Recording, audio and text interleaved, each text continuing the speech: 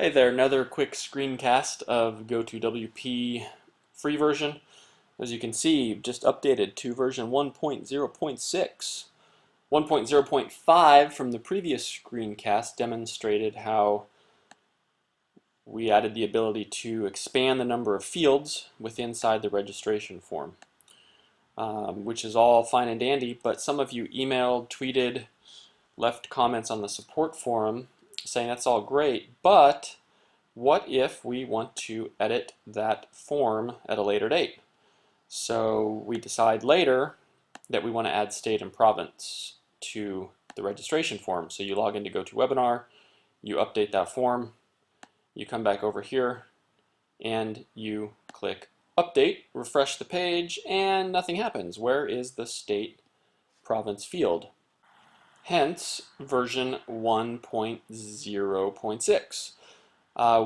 Which we just released about 5 minutes ago. We have added this refresh webinar forms functionality.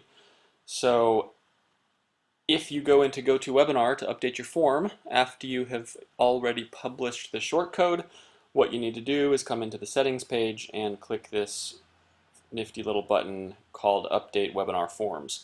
Now I've taken out the key and the token here for this screencast so that you can't see it. But yours would be in there, and when it was in there you would click Update Webinar Forms, which I'm going to pause and do in a different screen real quick.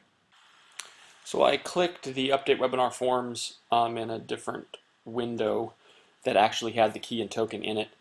It took about 10-12 seconds. It is pretty resource intensive, which is the reason we initially decided to cache the form on the local database instead of dynamically pulling it every single time someone loaded it. So it will take, depending on how many webinars you have set up, it could take 10, 12, 15, 20 seconds. It all really depends on how many webinars you have set up in your GoToWebinar account. But I did click that, and we are going to go back over now to this screen and click refresh, and you can see that the state field is now displaying in the registration form. So that is version 1.0.6, which allows you to make edits to the GoToWebinar form after you've already published the shortcode.